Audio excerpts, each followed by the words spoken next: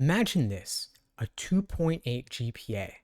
Most people think that's the end of the road for their law school dreams, but 6 months later, that same applicant is weighing $180,000 in scholarships from top law schools.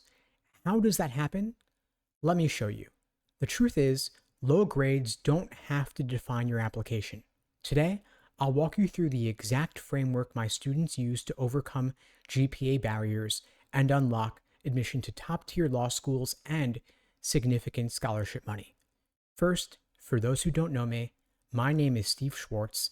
I've been teaching the LSAT since 2005, and I personally increased my own LSAT score from a 152 to a 175.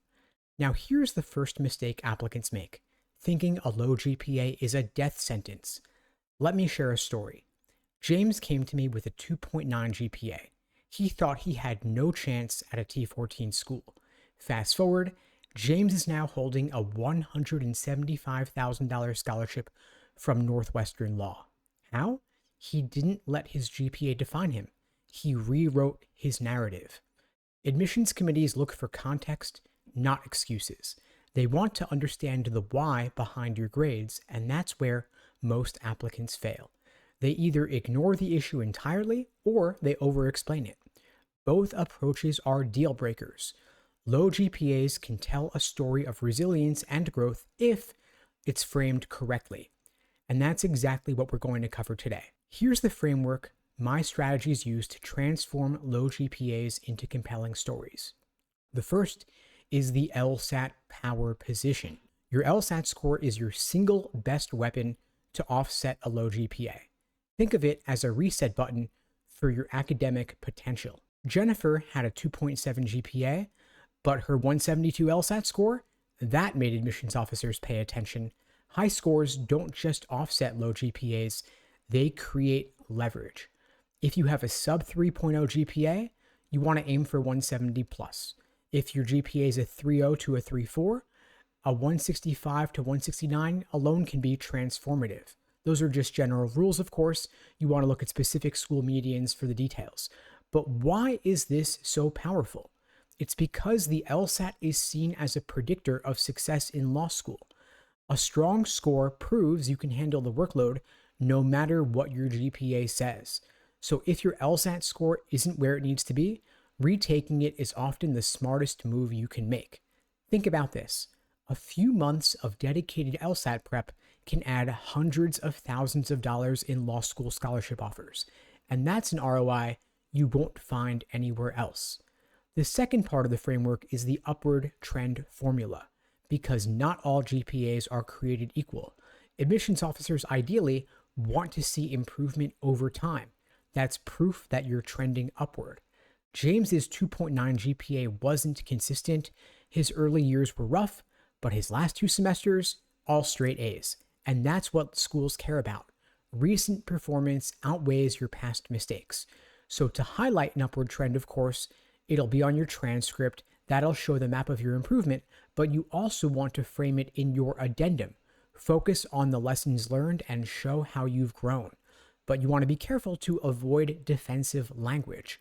Show ownership, not excuses. The third part of the framework is the future-proof method, because admissions committees are forward-looking. They're less concerned with where you've been and more focused on where you're going.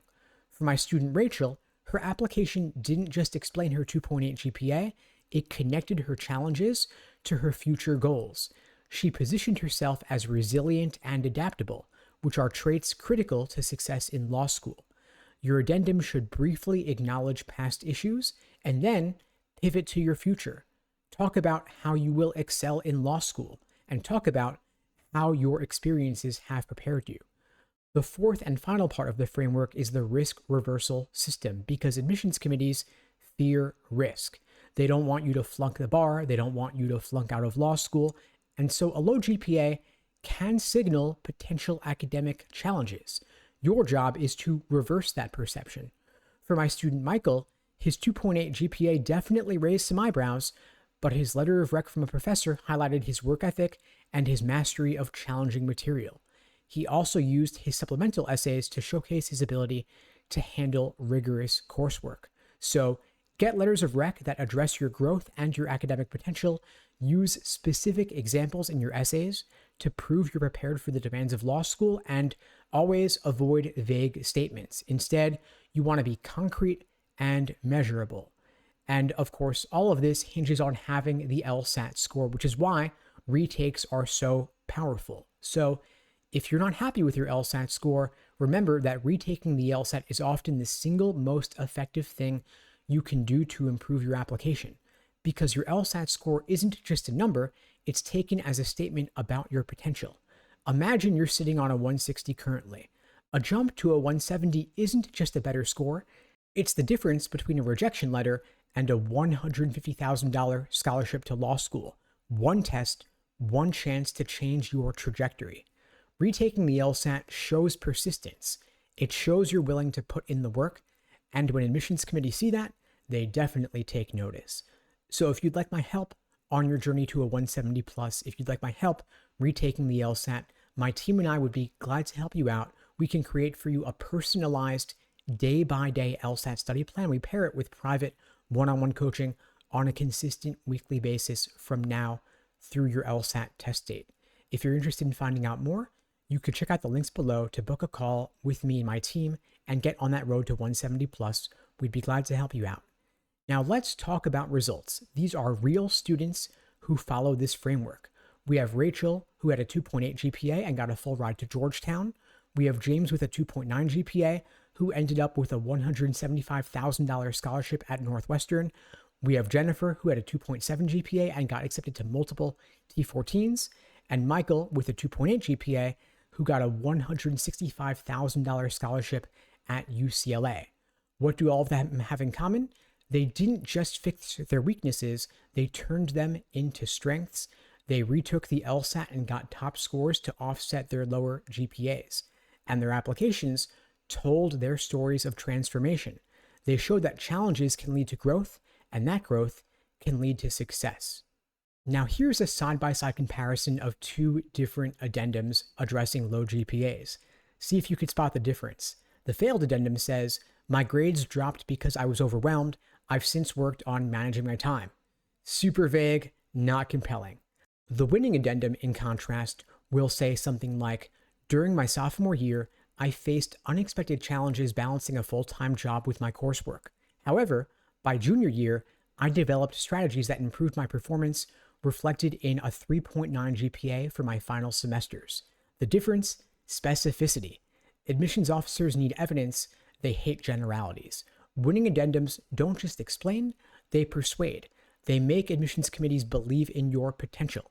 Now, the strategies I've shared with you today can have real benefits for your application. You can get 6 figures in scholarship money, you can get into more law schools, and so the ROI on retaking the LSAT, getting that higher score, making these changes to your application essays are huge. It's not just stats, these are life-changing opportunities. By reframing your application, you're not just applying to law school, you're actually creating leverage for your future. So your next steps: first, calculate your LSAT target. Use your GPA to identify the LSAT score you need to offset it. You can look up law school LSAT medians and GPA medians directly on LSAC's website. Then you want to make sure that you're mapping your grade patterns to highlight your improvement and that upward trend, and addressing any specific challenges in your addenda. Then build your future story in your essays by connecting your academic journey to your goals. Structure your addendum by keeping it concise, specific, and forward-looking. And if you can, time your applications to apply early. But remember that it's better to apply later with a higher LSAT score than earlier with a lower score. And so don't be afraid to retake the LSAT. It's well worth the time. And if you'd like my help preparing for that LSAT retake on your journey to 170 plus, you can check out the links below to book a call with me and my team. We'd be glad to help you out. And remember that a low GPA is not the end of the road. It's a challenge, but it's also an opportunity to showcase your resilience, growth, and determination. By following the strategies that we've talked about today, you can transform your application into a powerful story of success. And never underestimate the power of getting a higher LSAT score.